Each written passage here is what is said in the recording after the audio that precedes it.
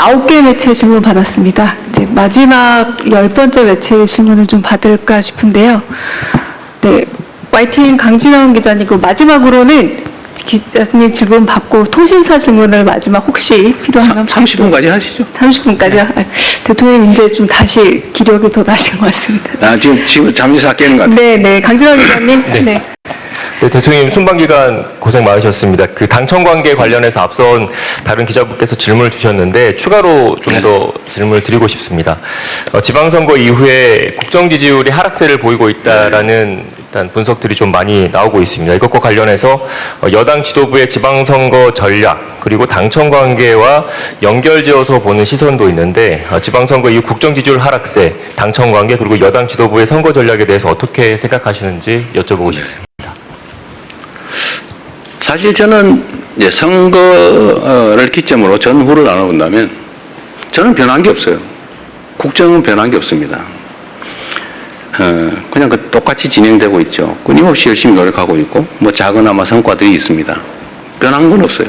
선거를 기점으로 무슨 정책이 바뀐 것도 아니고 결과가 바뀐 것도 없죠. 근데 선거일을 기점으로 지지율이 폭락을 하고 있죠. 엄중하게 받아들여야죠. 국민들의 평가입니다. 그런 거겠죠. 이재명 대통령 마음에 안 든다는 사람이 늘어난 거 아니겠어요? 그런 거겠죠.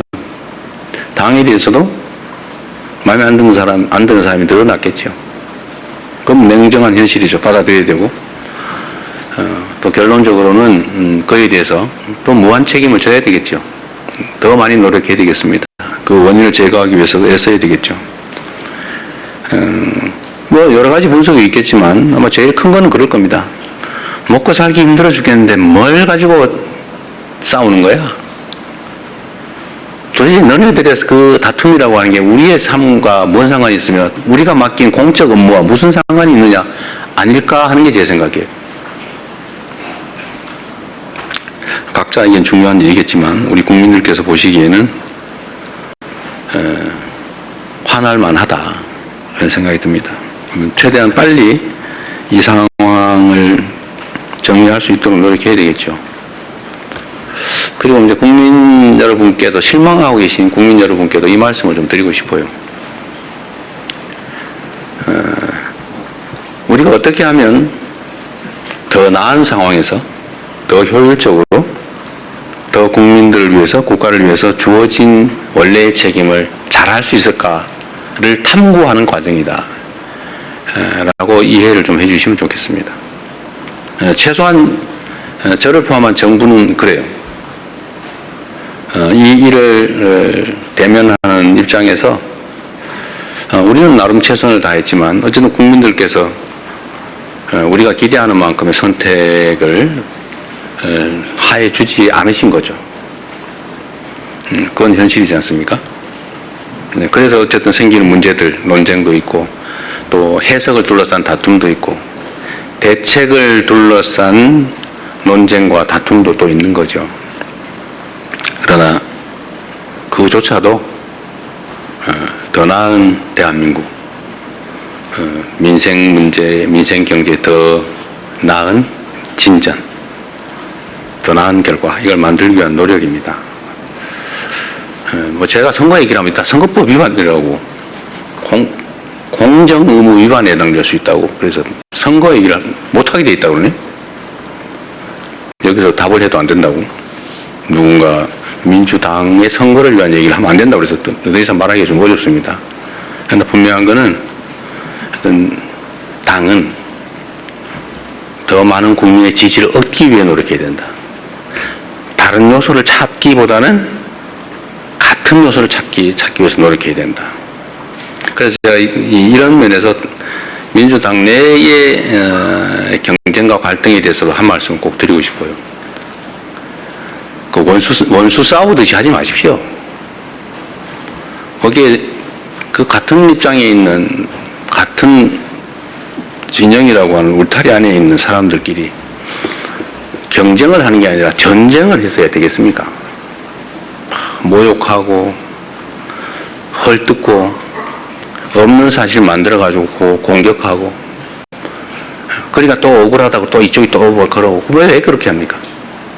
경쟁을 해야 됩니다. 경쟁을, 합리적 경쟁을. 있는 사실의 기초에서 논쟁하고 경쟁해야 됩니다. 없는 거 지어내지 마세요. 허수아비 전법이라고 없는 사실을 지어낸다면 거기다 막 공격하고, 그래서 다른 옆에서 보는 사람이 저기 진짜 있나 봐. 이것도 하나의 테크닉이라고 생각하는지 모르지만 그거 나쁜 짓이죠. 다시 서로 회복할 수 없어요. 나중에 그건 전쟁이죠. 또 모욕하지 마세요. 뭐 왜 그렇게 서로 모욕하고 폄하하고 꼭 숨어가지고 그러는 사람도 있어요. 당당하게 내놓고 합리적인 논쟁을 통해서 옆에서 지켜보는 사람도 누가 이길까 재미있게 결과를 지켜봐야지. 보면 막 확 짜증나게 그냥 저 막 쳐다보기도 싫게 왜 그렇게 싸웁니까? 이것도 정치 문화의 일부죠. 정치 문화도 더 잘하기 경쟁, 합리적 경쟁, 논쟁을 해야죠. 진짜 죽일 듯이 싸우고 진짜 죽이면 어떡해요? 응? 적도 아니고. 우리 안의 차이가 아무리 큰들 상대와 싸워 이겨야 될 상대와의 차이만큼 크겠냐 이 말씀 자주 드리는데, 하여튼 전쟁이 되지 않으면 좋겠다. 그렇죠? 지나면 다 그만이에요. 지나면 나 또 맨날 보고 살아야 돼요. 그래서 그 말씀 꼭 드리고 싶습니다. 여야도 사실은 좀 마찬가지예요. 그냥 얘기 나온 김에 좀 있는 사실에 기반해서 합리적 논쟁을 하면 국민들께서도 누구 말이 맞아, 누가 더 멋있어 이렇게 할 텐데 표현은 왜 그리 저렴하며 또 없는 사실을 지어내가지고 막 음해를 하고 말이에요. 이러니 감정이 서로 상하잖아요. 이게 정치를 하는 게 아니라 패싸움을 하고 있어요. 패싸움. 그 국민들이 보시기에 얼마나 불편하겠습니까? 좀 여야 간에 저를 공격하시더라도 좀 없는 얘기 만들어가지고, 내가 언제 주가 9천 가지고 자화자찬했습니까? 제가 조심스러워서 일부러 주가 얘기 안 하고 있어요.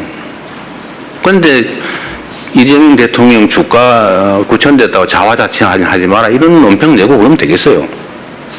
응? 내가 언제 그랬어? 내가 얼마나 주가 문제 조심하는지 압니까? 일체에 한 번도 언급한 일이 없어요. 내가 몇천 포인트 됐다고 막 자랑했습니까?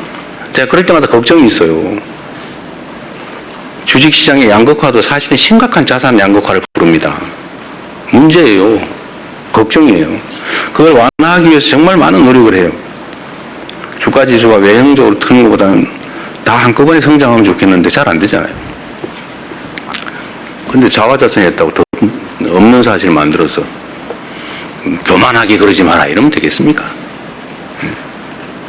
예를 들면, 그래서 여야 간이든 당내든 정치적인 논쟁은 좀 전쟁이 아닌 경쟁이었으면 좋겠어요. 그 경쟁도 죽이기 경쟁이 아니고 네가 더 못하나 내가 더 못하나 이런 저열한 구태의 경쟁이 아니고 누가 더 잘하나 누가 더 합리적인가 누가 더 효율적인가를 국민이 보는 앞에서 논쟁할 수 있었으면 좋겠습니다.